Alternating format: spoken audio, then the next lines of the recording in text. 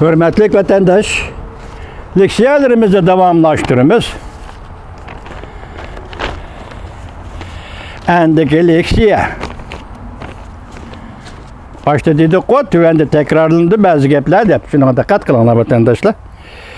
Endeki leksiya yani çislağı bugün 2020 yıl 8. ayının 25. günü hepteki seyşembe.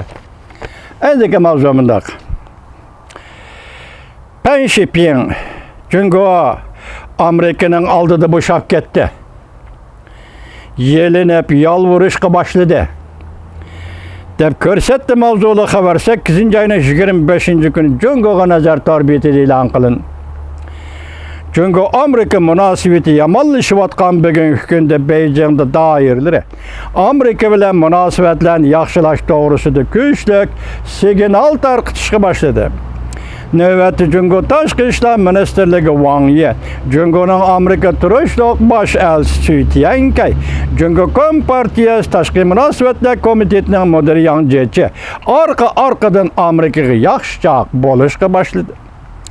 Bu doğruda Tayvan Span Üniversitesi'nin yaga Darülmen'in profesör, Darülmen'in profesörü Pan Xiping mundaq hesapladı. Bu yalvuraş 7. aydan beri Beijing dairelerinden Amerika'nın arkadan muş etişi aldı da yalvuruşqa başlığallığıydı. Özüksüz yaxşaq buluşqa başladı hem hatta jükünüp olturup yalvuruşqa başladı.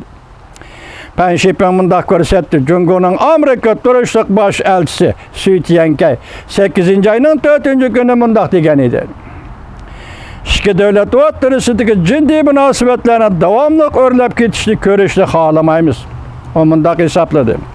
7. aydan beri Amerika'nın arkadan muş etişi, koşmuş etişi neticesi Cüngü yelinip, yalvuruşqa başladı. Hatta jükünüp, olturup, yalvuruş derecesiga berip yetti. Lekin bunun için Amerika koşmuş ştatları herkes toxtab qalğın yoq. Keçirinlar vatandaşlı yağmur yağıvatıdı. Onun əksçe texime küç görüşüşke başladı. Bu şunu görüşüp verdi ki Cüngü'nün Amerika'nı çeklep qalalaydıgan destekleri yok. Diyerlik. Əksçe Amerika'da hem usul çare teyyar. Arkadan o attırığı çıkıdı. Beijing qattiq ibarlarla ayrılıp ketişki qarıştırdı. Güya dedi ayrılıp ketiş Amerika'da sayılamga destek kılındı. Mavzulu haber 8. ayının 25. günü Cüngü'ye nazar tarbiyeti ilan kılındı. Haber mundaq başlandı. Prezident Trump heptinden birinci günü Cüngü'den ayrılıp ketişini oturup koygandı. Cüngü Taşqı İşlər Ministerliğinin bayanatçısı Javlijan 8. ayının 24. günüyle qattiq sözlep rad kıldı, yoki tanqid kıldı. Prezident Trump Pakistan haberlerinden ziyaretini kabul kılganda mundaq görsetken, bizden Cüngü bilen soda qilishimizning zaruriyati yok. Onun ki yani ayrılıp ketiş doğrusu toxtulup mundaq dedi. Eğer ola yani Cüngü bizge doğru muamele kılmaydıgan bolsa biz ayrılıp ketemiz. Javlijan mundaq dedi. Cüngü Amerika münasibeti eğer bir vaziyet kirip geldi. Mesuliyet bütünley Amerika tarafta ala şehrin.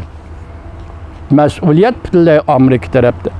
Cüngü ebedi zomegar bolmaydı. Şundaqla herkes doğru vallıqtan korkmaydı. Reuters'ten haberde Javlijan mundaq dedi. Cüngü Amerika hemkarlışı gerek. Herkes ayrılıp ketiş bilen iki devlet münasibetini terakki kıldırman demeslik gerek. Ayrılıp ketiş bilen özü duç kelgen meselelerini hal kılışqa urunmaslık gerek.